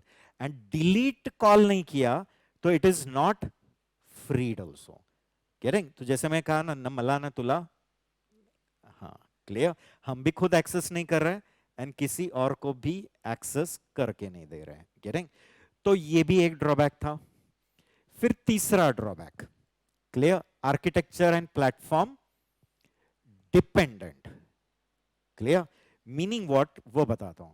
अगर आपने एक सी का प्रोग्राम लिखा है या सी प्लस प्लस का, तो वो अगर आपने विंडोज पे कंपाइल किया, getting, and exact same program Linux पे कंपाइल किया, तो दोनों का लैंग्वेज भले सेम है, सी प्लस प्लस ही, बट सी प्लस प्लस का लिनक्स कंपाइलर अलग है, एंड सी प्लस प्लस का विंडोज कंपाइलर अलग है. सोर्स कोड सेम है, लैंग्वेज सेम है, बट उसके कंपाइलर्स अलग है, और कंपाइल होकर जो आने वाला मशीन कोड है वो अलग है. मैंने सी प्लस प्लस का प्रोग्राम जब मैं विंडोज पे कंपाइल करूंगा, और मुझे जो EXE आएगी वो सिर्फ विंडोज को ही एप्लीकेबल है. Means it is bound to Windows. Getting? तो किसी और मशीन पे जाओगे और रन करोगे, तो उन मशीन्स पे विंडोज रहेगा तो ही वो रन कर पाओगे. And same thing is for Linux. तो कहना क्या, अभी ये तो हो गया प्लेटफॉर्म. वैसे हार्डवेयर भी, कि भाई मेरे इस पे एक्स प्रोसेसर है और उस पे वाई प्रोसेसर है, प्रोसेसर्स भी अलग अलग है। मेरे मशीन में जो प्रोसेसर है वो मशीन में कुछ अलग प्रोसेसर है, एंड वो मशीन में कुछ अलग प्रोसेसर है। प्रोसेसर्स समझ में है ना, सीपीयू। सीपीयू का भी आर्किटेक्चर्स अलग अलग हो सकता है ना, कि जैसे मेरे पास पेंटियम सो एंड सो है या Intel i7 what ever, and उस जगह पे कोई तो मोटरोला का कोई अलग ही प्रोसेसर है। तो दोनों प्रोसेसर्स का क्या अलग है, आर्किटेक्चर अलग है। प्रोसेसर का आर्किटेक्चर अलग है तो उसकी मशीन लैंग्वेज भी अलग है। भले every machine code is 01, but उसका मशीन कोड डिफरेंट है और इसका मशीन कोड डिफरेंट है। गेटिंग? पॉसिबल है दो सीपीयूज का आर्किटेक्चर अलग रहेगा तो उनके फ्लैग्स अलग रहेंगे, रजिस्टर्स अलग रहेंगे, टोटली अलग हो सकता है। गेटिंग? तो इधर बताना क्या चाह रहा हूं, देखो अगर ये एक मशीन है, ठीक है, सपोज ये विंडोज मशीन है और ये विंडोज का सी कंपाइलर है, ठीक है। मैंने उसको एक इनपुट के तौर पे मेरा सी प्रोग्राम दे दिया, फैक्टोरियल डॉट सी। उसमें कुछ एरर नहीं, नथिंग, एकदम परफेक्टली लिखा हुआ है। तो ये जो कंपाइलर है ना, ये इस फैक्ट डॉट सी को कंपाइल करके, क्लियर, मींस कंपाइलर क्या करेगा, वो सोर्स कोड में क्या ढूंढेगा, एरर्स, नहीं है एरर्स तो उसको मशीन कोड में कन्वर्ट करेगा, एंड हमें क्या लाके देगा, एक factorial dot E. You understanding? फिर ये फैक्टोरियल डॉट ई किस में लोड करोगे, मेमोरी में, रैम में लाओगे ना। फैक्ट डॉट ई किस में लोड किया जाएगा, ओएस का एक लोडर होता है जो इस फैक्ट डॉट ई को किस में लाएगा, मेमोरी में, एंड फिर सीपीयू उसको चार्ज लेगा। सीपीयू क्या करने वाला है अभी, वो फैक्ट डॉट ई को लाइन बाय लाइन क्या करेगा, एग्जीक्यूट, एंड एग्जीक्यूट करते करते इनपुट लेगा, उसको प्रोसेस कर रहा है, उसके अकॉर्डिंगली रिजल्ट दे रहा है, वॉट एवर। ये ठीक है। तो इसी मशीन, इसी ये जो विंडोज जिस पे है, उसी के रैम में डाल दिया उसको, तो वो रन होने वाला है, क्योंकि वो EXE बनाई है किसके लिए, विंडोज के लिए। बट मैं क्या कह रहा हूं कि एक दूसरा मशीन है जिसपे लिनक्स ओएस है, क्लियर, एक्चुअली लिनक्स भी नहीं, लाइनॉक्स है वो, क्लियर, लाइनॉक्स टॉरवॉल्ड। अगेन उसके पीछे भी हिस्ट्री है। अब कुछ लोग कहेंगे ये पर्सन है हर एक का हिस्ट्री पढ़ के लिया है, क्लियर। तो दो I don't like what we say, like कि हिस्ट्री मुझे स्कूल डेज में नहीं अच्छा लगता था, बट जब मैंने एक्चुअली प्रोग्रामिंग शुरू किया तब मुझे हिस्ट्री का बहुत इंटरेस्ट आने लगा कि हर एक के पीछे क्या है, इन्वेंशंस, एंड इन्वेंशंस में उन्होंने अपने लाइफ गलाया to do all that things, like getting. तो लाइनक्स टॉरवॉल्ड एक पर्सन है जिन्होंने पहला एक open source version of Unix बनाया, यूनिक्स का ओपन सोर्स वर्जन। यूनिक्स आज भी फ्री नहीं है, क्लियर, बट यूनिक्स आर्किटेक्चर पे ही बेस्ड एक लाइनक्स बना है, गेटिंग। तो उसका इतिहास तो अलग है, अभी मैं वो नहीं बताता हूं, बट एक लिनक्स ऑपरेटिंग सिस्टम है और उसके ऊपर भी सी कंपाइलर है, and source code exact same है। क्या कह रहा हूं, समझ रहा है? इस मशीन पे जो सोर्स कोड लिखा था वो ही सोर्स कोड, कुछ लाइन चेंज नहीं, सब सेम, वही हैश इंक्लूड, वही मेन, सब कुछ लॉजिक सेम। इधर जो लॉजिक लिखा है वही यहां है, बट ये मैंने दिया विंडोज के सी कंपाइलर को और मुझे फैक्ट डॉट आया, और वही सोर्स कोड बट मैंने दिया लिनक्स के सी कंपाइलर को, एंड मुझे फैक्ट डॉट आउट ऐसा मशीन कोड है। तो होता क्या है कि ये वाला जो मशीन कोड है वो बाउंड टू लिनक्स है, और ये मशीन कोड है वो बाउंड टू विंडोज है। मीनिंग ये मशीन कोड किस पे रन हो सकता है, दुनिया के वो सारे मशीन जिस पे विंडोज है। बट ये EXE अगर मैं किसी और मशीन पे लेके गया जिस पे लिनक्स है, वहां रन नहीं होगा। एंड एग्जैक्टली सेम, ये जो फैक्ट डॉट आउट आया है वो किसको बाउंड है, to Linux only. It is Linux specific machine code, and this is Windows specific machine code. So this will run on any system which is having Linux. But cross कर सकते हो क्या, ये वाली EXE इस machine पे या इसका EXE इस मशीन पे, मींस इसका बना हुआ EXE लिनक्स वाले मशीन पे लाके रन करने के लिए गए, नहीं होने वाला है। उसको ही हम क्या कहते हैं, dependent, architecture and platform dependent. You understanding? Clear? तो हुआ क्या क्लियर है कि अगर आपने प्रोग्राम भले सेम लिखा है, बट जिस मशीन पे उसको कंपाइल किया है उसी का ईएक्सी मिलेगा, एंड वो ईएक्सी वही टाइप के मशीन पे रन हो सकता है. You can not cross it. Getting? But फिर कुछ लोग कहेंगे कि फिर ये उनको उनके प्रोजेक्ट में क्यों ड्रॉबैक था, उनका जो ग्रीन प्रोजेक्ट है. इन green project why this was the drawback? Getting? Platform dependency. तो क्यों, देखो, उनको क्या बनाना था, ऐसा सॉफ्टवेयर जो किसको कंट्रोल करेगा, हार्डवेयर को, है ना, इलेक्ट्रॉनिक डिवाइसेस. बट ये जो इलेक्ट्रॉनिक डिवाइसेस बनते हैं ना, इसमें भी प्रोसेसर्स अलग अलग यूज होते हैं, एंड ये डिवाइस बनाने वाले कंपनीज भी अलग अलग रह सकते हैं. एग्रीड? तो देखो, मैं एक एग्जांपल के तौर पे दे रहा हूं कि सपोज, सॉरी, एक एक्स कंपनी है जो भी वॉशिंग मशीन बना रही है, वाई कंपनी है वो भी वॉशिंग मशीन बना रही है, एंड एक जेड कंपनी है वो भी वॉशिंग मशीन. तो एक्स कंपनी ने भी वॉशिंग मशीन बनाया है, वाई कंपनी ने भी वॉशिंग मशीन बनाया, जेड कम.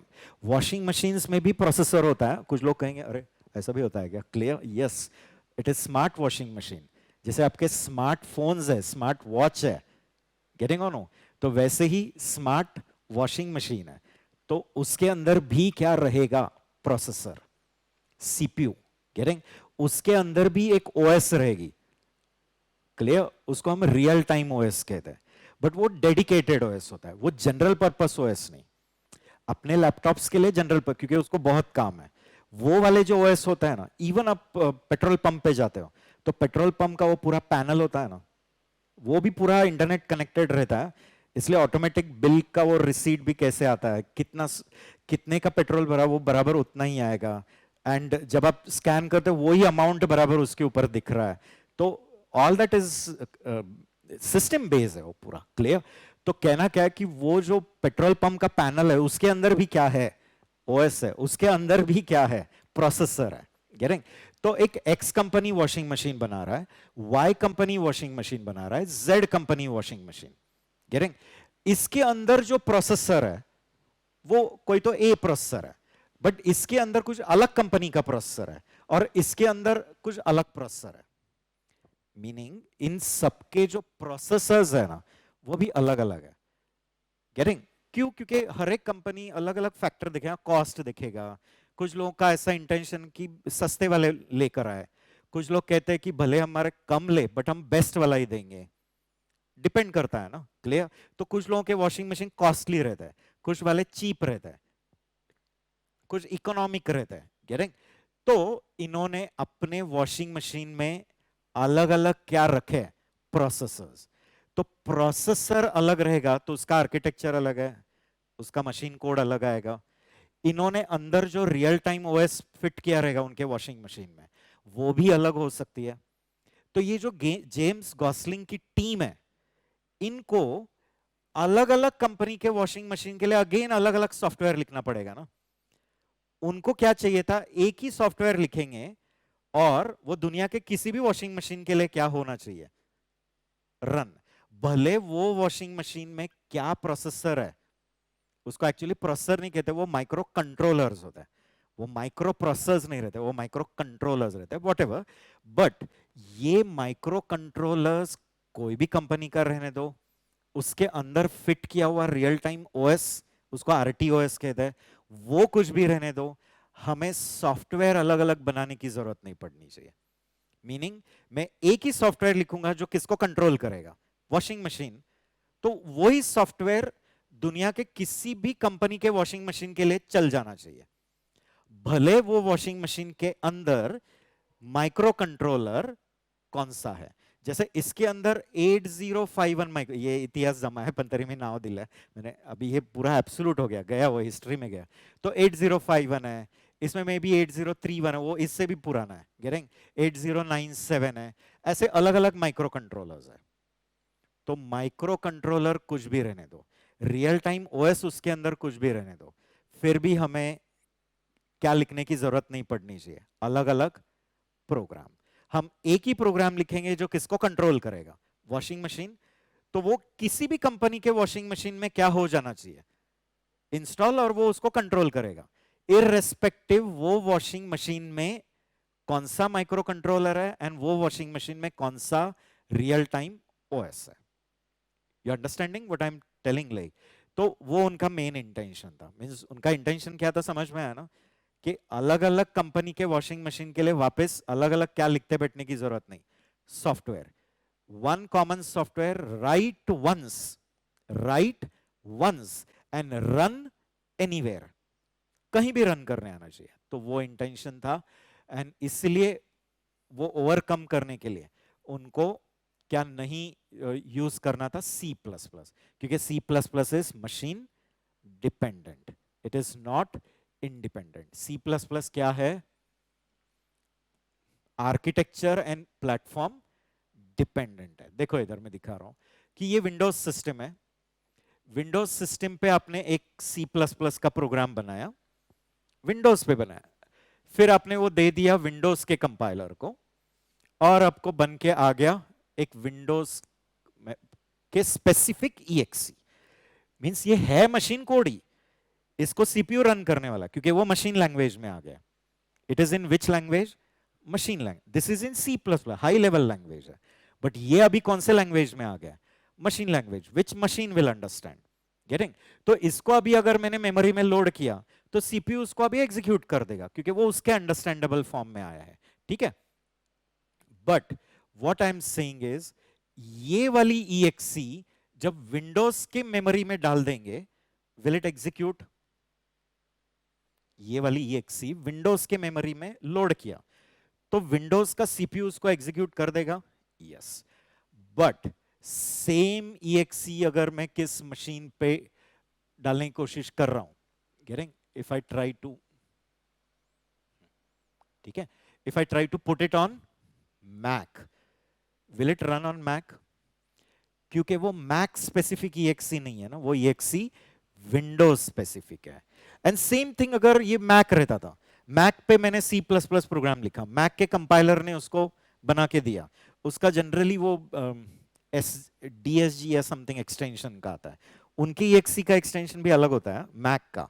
वैसे लिनक्स के इसमें जनरली एसओ वगैरह या डॉट आउट, क्लियर, तो वो आ गया, वो मैक का ईएक्सी है, तो वो मैक का ईएक्सी मैक के मेमोरी में लोड किया तो वो रन हो जाएगा, बट वो विंडोज को दिया तो रन होगा नहीं। तो क्यों, क्योंकि C plus plus is architecture and platform dependent, तो वो भी एक ड्रॉबैक है। एंड यही अगर मैं लिनक्स को देता हूं, will it be able to run it, no. तो ये भी समझ में है। एंड क्यों उनको इंडिपेंडेंट वाला चाहिए था, मींस ऐसा लैंग्वेज जो इंडिपेंडेंट है। तो जस्ट नाउ मैंने कहा ना, उनका वो ग्रीन प्रोजेक्ट का मेन गोल क्या था, to write a software which will control electronic devices. तो उनको ऐसा चाहिए कि भाई मैं सॉफ्टवेयर एक ही लिखूंगा, बट वो किसी भी कंपनी के इलेक्ट्रॉनिक डिवाइस को क्या कर सकता है, कंट्रोल। डिवाइस सेम है, वॉशिंग मशीन, बट वो कोई भी कंपनी का रहने दो, जिसमें कोई भी माइक्रो कंट्रोलर रहने दो एंड कोई भी रियल टाइम ओएस रहने दो, कोई प्रॉब्लम नहीं, I write once and I run it anywhere. वो प्रिंसिपल इनको चाहिए था, लाइक गेटिंग। एंड एक लास्ट ड्रॉबैक है, तो देखो इधर इस पे रन नहीं होगा, इस पे रन नहीं, बट उस पे होगा, ठीक है। एंड एक लास्ट है जो मैं बताता हूं, and then we will wind up with today's session, pointers, clear. तो इसलिए जावा ने पॉइंटर एलिमिनेट किया है, गेटिंग। अभी पॉइंटर क्या होता है, ऐसा वेरिएबल जिसमें क्या रखा है, किसी का एड्रेस, किसी का एड्रेस किस में रखा है, वो और एक वेरिएबल जिसको हम क्या कहते हैं, पॉइंटर। तो pointer is a variable whose value is address of someone. But है क्या, इसका प्रोस भी है एंड कॉन्स भी है। पॉइंटर्स से बेनिफिट भी है कि आपको मेमोरी एक्सेस, बट उसके वजह से ड्रॉबैक क्या है कि because of pointer you are getting hardware level access, and hardware access से can you introduce some hazard in the system, system में वायरस इंट्रोड्यूस कर सकता है। मैंने लिखा है ऐसे लॉन्ग, मेरे जमाने में, clear, Bhide master, clear, Tarak Mehta के बिड़े मास्टर कैसे, वैसे। तो हमारे जमाने में रील्स नहीं थे ना, तो हमारे पास बहुत टाइम था। अभी के इसमें कैसे दिन भर रील्स देखने के रहते हैं, वो रील्स तो देखने के नहीं है, उसके ऊपर लाइक करना रहता है, कमेंट करना है, फिर कमेंट को कमेंट आए तो अगेन कमेंट करना है, ऐसे उसमें पूरा दिन चला जाता है। तो ये सब चीज़ें हमारे ज़माने में नहीं थे, इसलिए हम लोग ऐसे सब चीज़ें करते थे। तो आई यूज टू डेवलप वायरसेस, मैंने वायरसेस भी बनाए, अच्छे अच्छे वायरसेस, मीन्स रेनफॉल वाला वायरस, कि मेरे कैरेक्टर्स कीबोर्ड में, स्क्रीन पे जो कैरेक्टर्स दिख रहे हैं ना वो गिर रहे हैं, या मैंने कीबोर्ड को गार्बल किया, मैं ए प्रेस कर रहा हूँ तो जेड दिख रहा है। एंड ये सब चीजें मैंने असेंबली प्रोग्रामिंग में किया था, एंड मैक्सिमम में सी में करता था। I used to do it all that. तो पॉइंटर्स का एक फीचर क्या, कि you are getting direct access to memory, and direct access to memory अगर मिला तो आप इंटरप्ट वेक्टर टेबल ही पूरा डैमेज कर सकते हैं। गेटिंग इंटरप्ट वेक्टर टेबल को ही क्या कर सकते हो, पूरा मॉडिफाई कर सकते हैं। तो वो प्रॉब्लम है।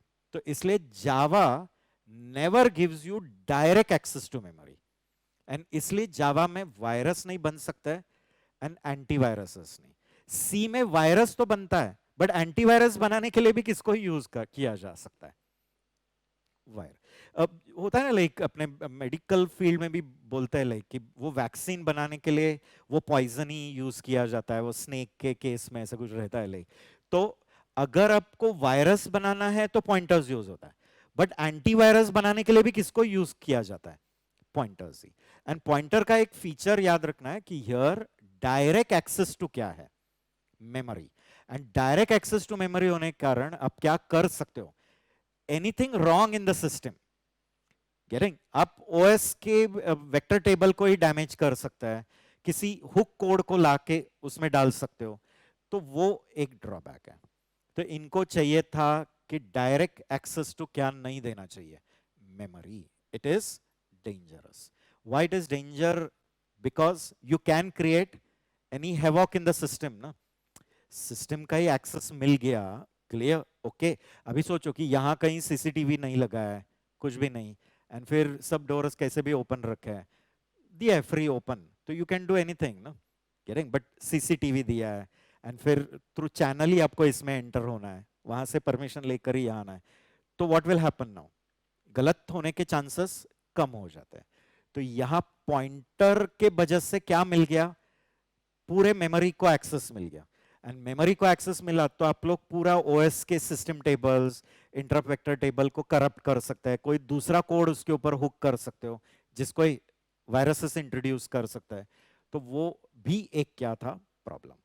तो ऐसे और भी बहुत सारे प्रॉब्लम्स थे, बट ये चार main problem, C, can introduce virus in the system, system में वायरस लाने का एक सोर्स कौन है, मींस अगर आपको सिस्टम में वायरस घुसाना है तो किसका हेल्प लेना पड़ेगा, क्योंकि पॉइंटर के वजह से ही हमें क्या मिलता है, पूरा सिस्टम को एक्सेस मिलेगा, direct access to memory, like getting, ठीक है। तो I hope you are clear with it, ठीक है। तो ये चारों ड्रॉबैक्स को ओवरकम करना था।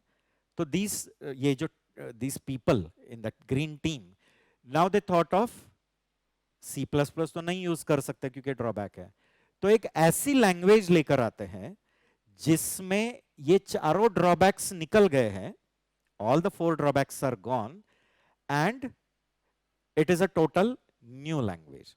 तो ऐसी लैंग्वेज जिसमें ये सारे प्रॉब्लम्स क्या हो गए, एलिमिनेट, गेटिंग। तो वो कौन सी लैंग्वेज, वो अभी हम लोग नेक्स्ट सेशन में डिस्कस करेंगे, ठीक है, and then this history will get overlay, ठीक है। तो for today we will stop with Java.